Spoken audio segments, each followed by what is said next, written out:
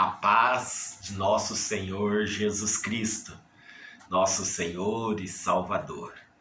Hoje vamos falar do meio da salvação, o único meio pelo qual nós devemos ser salvos. Todos nós já temos o entendimento, já temos o conhecimento que somente através de Jesus Cristo, Ele mesmo disse no Evangelho de João 14, verso 6, eu sou o caminho, a verdade e a vida. Ninguém vem ao Pai a não ser por mim. Então, o único meio do ser humano se chegar aos céus é através de Jesus Cristo. Não tem outro caminho. Os nossos poderes, os nossos status, os nossos bens materiais, o nosso estilo de vida, a nossa bondade, a nossa misericórdia, as nossas contribuições, os nossos diplomas, eles não podem nos salvar. Eles apenas são coisas deste mundo. Agora, a salvação somente através do Senhor Jesus. Nós cremos que a salvação dos pecadores é inteiramente de graça, pela mediação do Filho de Deus, Jesus. É gratuita para todos aqueles que querem, é uma escolha.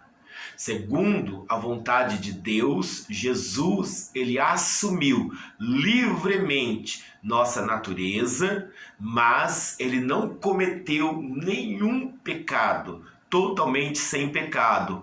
Honrou a lei divina pela sua obediência pessoal. Ou seja, Jesus, ele escolheu obedecer. E por sua morte, ele realizou a completa expiação de todos os nossos pecados. Os nossos pecados, eles foram expiados na cruz do Calvário. Todo escrito de dívida que era contra nós, Jesus cravou na cruz, para que eu e você pudéssemos ser salvos. Como eu sempre falo, não são os nossos pecados que nos levam para a condenação eterna, e sim a nossa recusa ao perdão que Cristo ofereceu por todos na cruz do Calvário. E ele ressuscitou, ele não apenas morreu, mas ao terceiro dia ele ressuscitou, ou seja, Deus aprovou o sacrifício dele naquela cruz. E ele ressuscitou. E agora ele está entronizado nos céus, junto ao Pai, à direita do Pai, intercedendo por nós. Jesus, ele fez um sacrifício perfeito. Ele disse, está consumado. Não existe mais a necessidade de nenhum tipo de sacrifício, de animais, de qualquer outra coisa que seja. O sacrifício de Cristo Jesus na cruz, por nós pecadores, foi completo. Então, pela fé, aceita o Senhor Jesus no teu coração. Pela fé, creia que o sangue que ele derramou naquela cruz te purifica de todo pecado. Ele morreu por nós, pecadores. A palavra do Senhor diz lá no livro do profeta Isaías, capítulo 42, verso 21. Quero lembrá-los que Isaías profetizou 700 anos antes de Cristo vir ao mundo. E ele disse assim, o Senhor se agradava dele por amor da sua justiça, engrandeceu-o pela lei e o fez glorioso. Então o profeta estava falando acerca de Jesus. Você deve lembrar do episódio de que quando João Batista batizou Jesus, os céus se abriu, o Espírito Santo desceu em forma corpórea de uma pomba e uma voz do céu que bradava, que dizia, este é o meu filho amado, a quem me comprazo, a ele ouvi. O profeta Isaías ainda fala no capítulo 53, o verso 4 e 5.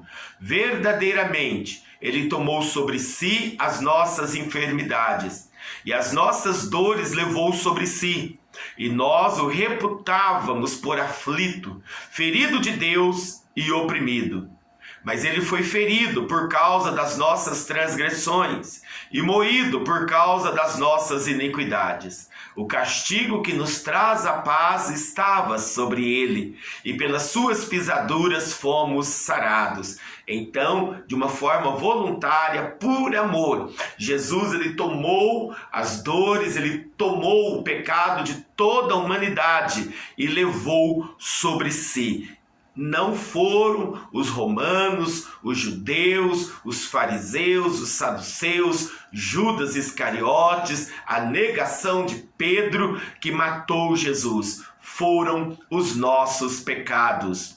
O salmista, no capítulo 89, o verso 19, ele diz assim: então falastes em visão ao teu santo e dissestes: pus o socorro sobre um que é poderoso, exaltei a um eleito do povo. Eu quero te dizer que a salvação, ela estava preparada para nós, como diz lá no livro do Apocalipse, antes da fundação do mundo.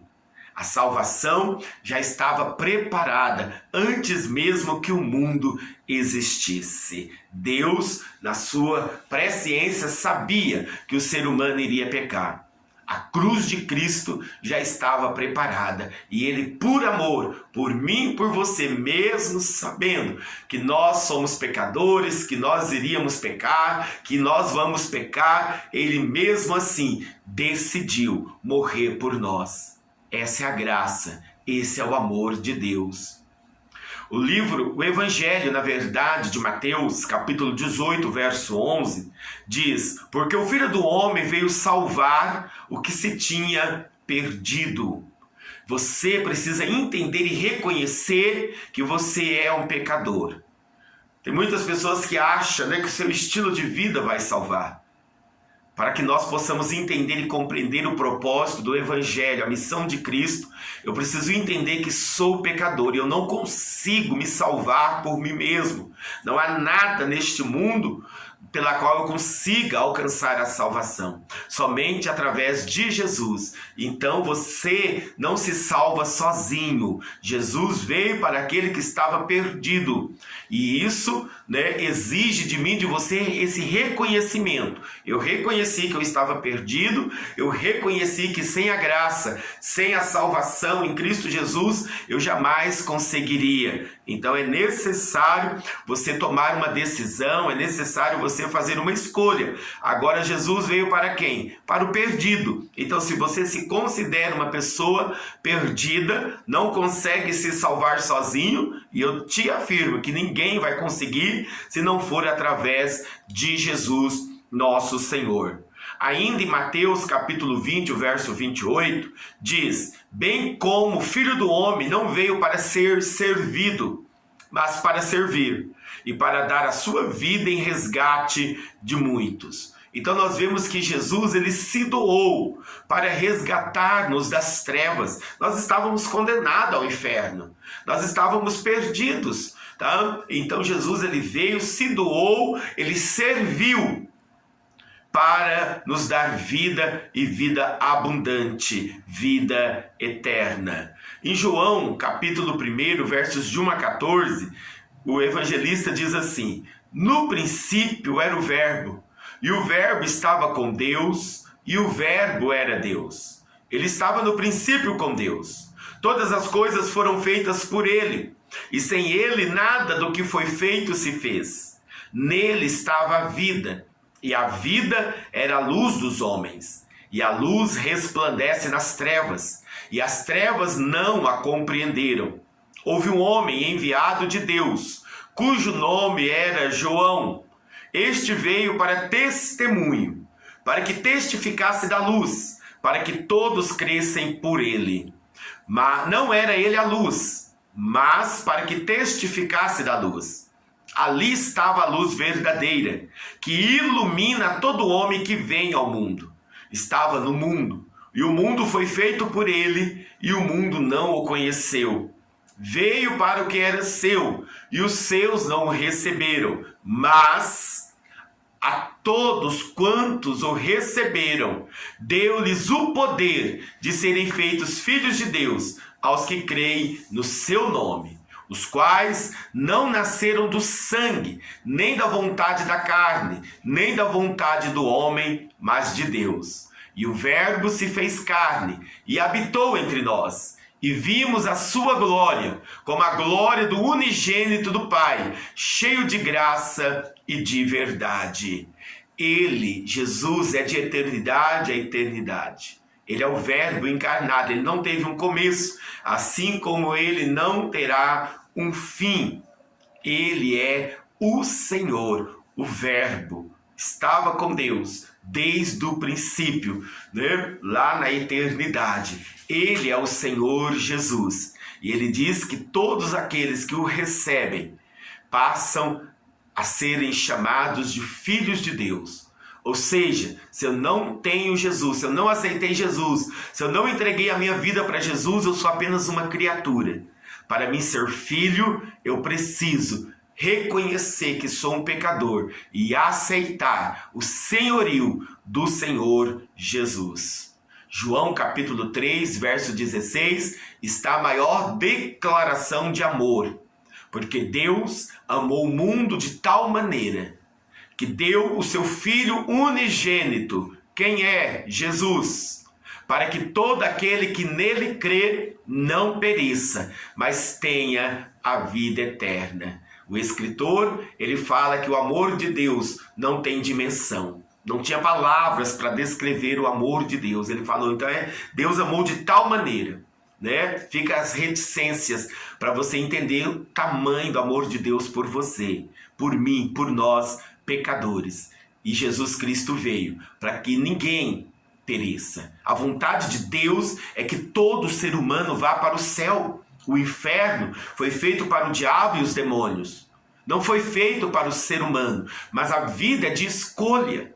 E nós escolhemos passar a eternidade com Cristo ou passar a eternidade na condenação eterna. Atos capítulo 15, o verso 11. Mas cremos que seremos salvos pela graça do Senhor Jesus Cristo, como eles também. É a graça, tá? Não é mérito nosso. Nós não merecíamos absolutamente nada, mas a graça nos alcançou. Romanos capítulo 3, versos 21 a 25. Mas agora se manifestou sem a lei a justiça de Deus. Todo o testemunho da lei e dos profetas, isto é, a justiça de Deus pela fé em Jesus Cristo, para todos e sobre todos os que creem. Porque não há diferença, porque todos pecaram e afastados estão da glória de Deus, destituídos estão da glória de Deus, sendo justificados gratuitamente, de graça, pela sua graça, pela redenção que há em Cristo Jesus, ao qual Deus propôs para propiciação pela fé no seu sangue, para demonstrar a sua justiça, pela remissão dos pecados dantes cometidos, sob a paciência de Deus. Então, meu irmão, minha irmã, é pela fé. Não tem palavras para descrever, não preciso de amuletos, eu não preciso de absolutamente nada. É aqui dentro. Eu creio. Pode os 8 bilhões de habitantes da Terra falar, eu não creio em Jesus, eu não creio nas Escrituras Sagradas, mas pela fé eu creio e vou permanecer. É uma decisão, é uma atitude que eu tomo. E a partir do momento, eu vou viver agora de acordo com a vontade do Senhor. 1 Coríntios 3, versos 5 e 7. Pois quem é Paulo? E quem é Apolo? Senão ministros pelos quais crestes, e conforme o que o Senhor deu a cada um, eu plantei, Apolo regou, mas Deus deu o crescimento. Por isso, nem o que planta é alguma coisa, nem o que rega, mas Deus que dá o crescimento. Deus tem o controle de todas as coisas. Você só precisa fazer a sua parte. Paulo fez a dele, Apolo fez a dele, eu e você precisamos agora fazer a nossa, através do Senhor Jesus. Deus tem o controle de tudo, então se lança na presença dele. 1 Coríntios capítulo 15, o verso de 1 a 3. Também vos notifico, irmãos, o evangelho que já vos tenho anunciado, o qual também recebestes, e no qual também permaneceis, pelo qual também sois salvos, se o retiverdes tal como vos tenho anunciado. Se não, é que crestes em vão. Porque primeiramente vos entreguei o que também recebi, que Cristo morreu por nossos pecados, segundo as Escrituras. É através da Bíblia, através do Evangelho, que nós temos o conhecimento da salvação em Cristo Jesus. Então é através da Bíblia. Então a Bíblia ela vai te dar um norte, a Bíblia ela vai te dar um parecer. Então a Bíblia deixa bem claro que o único meio de salvação é Jesus. Em Atos capítulo 4, verso 12, vai deixar bem claro: em nenhum outro há salvação, porque debaixo dos céus nenhum outro nome há dado entre os homens pelo qual devemos ser salvos. Só somos salvos através de Jesus. 2 Coríntios capítulo 5, verso 21, diz: aquele que não conheceu o pecado, o fez pecado por nós, para que nele fôssemos feitos justiça de Deus. Então entenda bem, Jesus, ele era 100% homem, mas 100% divino. Mas enquanto ele esteve encarnado, ele não usou a sua divindade. Ele viveu nessa terra como homem, mas não cometeu nenhum pecado. Todas as autoridades da época investigaram a vida de Jesus e não encontraram nele pecado algum. Gálatas capítulo 4, versos 4 e 5. Mas, vindo a plenitude dos tempos, Deus enviou o seu Filho, nascido de mulher, nascido sob a lei, para remir os que estavam debaixo da lei, a fim de recebermos a adoção de filhos. Então aqui, Paulo, escrevendo aos Gálatas, confirma o que está lá em Gênesis capítulo 3, o verso 15, quando Deus fala que da semente da mulher viria o Salvador. Então, na plenitude do tempo, no tempo determinado, no tempo certo, Jesus Cristo veio para entregar a sua vida voluntariamente, por amor a nós. Assim, ele o fez. Efésios capítulo 2, o verso 5 ao 8 diz: estando nós ainda mortos em nossas ofensas, nos vivificou juntamente com Cristo, pela graça sois salvos, e nos ressuscitou juntamente com ele, e nos fez assentar nos lugares celestiais, em Cristo Jesus, para mostrar nos séculos vindouros as abundantes riquezas da sua graça, pela sua benignidade para conosco em Cristo Jesus. Porque pela graça sois salvos, por meio da fé, e isto não vem de vós, é dom de Deus. Nós estávamos condenados, nós estávamos mortos espiritualmente, mas nós encontramos a graça em Cristo Jesus. O Senhor nos achou, assim como o Senhor te achou e você está ouvindo esta mensagem. E eu quero te dizer que aonde abundou o pecado, superabundou a graça de Deus. É dom de Deus, não é mérito nosso. Filipenses capítulo 2, versos 6 a 8. Que, sendo em forma de Deus, não teve por usurpação ser igual a Deus, mas esvaziou-se a si mesmo, tomando a forma de servo, fazendo-se semelhante aos homens. E, achado na forma de homem, humilhou-se a si mesmo, sendo obediente até a morte e morte de cruz. Jesus ele veio com um propósito e ele cumpriu com perfeição. Jesus Cristo veio para nos mostrar o caminho da salvação, o caminho da eternidade, e agora nós temos que passar pela cruz de Cristo. É o esforço meu e você, todos os dias, renunciarmos a este mundo e vivermos para o Senhor Jesus. Hebreus capítulo 1, o verso 3 diz assim: o qual, sendo o resplendor da sua glória e a expressa imagem da sua pessoa, e sustentando todas as coisas pela palavra do seu poder, havendo feito por si mesmo a purificação dos nossos pecados, assentou-se à destra da majestade nas alturas. Ele levou sobre si todos os nossos pecados. Não é os nossos pecados que nos levam para o inferno. Tem jeito para os nossos pecados. Agora não tem jeito para as nossas escolhas. As nossas escolhas têm que ser com sabedoria. Então aceita o perdão que Cristo ofereceu por nós na cruz do Calvário. Quero te dizer que as portas da eternidade ainda estão abertas. Hebreus capítulo 1, verso 8, mas do Filho diz, ó Deus, o teu trono subsiste pelos séculos dos séculos. Cetro de equidade é o cetro do teu reino. Eu quero te dizer que é eterno. Se você tirar 1 trilhão de anos da eternidade, continua sendo eternidade. Não terá mais fim. Nós somos o Espírito que estamos habitando neste exato momento no corpo. E vai chegar um momento que este corpo vai encontrar-se com a morte, até que Jesus Cristo venha buscar a sua igreja. Mas ele tem um reino para nós. Ele tem um reino eterno para nós. E ele te convida para fazer parte deste reino. É eterno, é para sempre. Vale a pena entregar a vida para Jesus. Hebreus capítulo 2, o verso 9, vemos, porém, coroado de glória e de honra, aquele Jesus, que fora feito um pouco menor do que os anjos, por causa da paixão da morte, para que, pela graça de Deus, provasse a morte por todos. Ele já reina, meu irmão, minha irmã.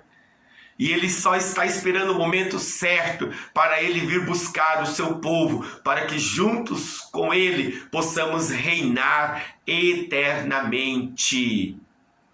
Ele morreu por todos. Agora crer é a sua parte, é a sua escolha, é a sua decisão, é a sua fé. Hebreus 2, o verso 14, e visto como os filhos participam da carne e do sangue, também ele participou das mesmas coisas, para que pela morte aniquilasse o que tinha o império da morte, isto é, o diabo. O diabo lá no jardim do Éden enganou aquele casal. E Adão desobedeceu a Deus comendo do fruto proibido, ele trouxe o pecado. Agora Jesus, ele pagou o preço, ele devolveu para nós a nossa imagem, a nossa semelhança para com o Pai. Hoje eu e você podemos ser sacerdotes, ter conexão direta com Deus. Através de quem? De Jesus.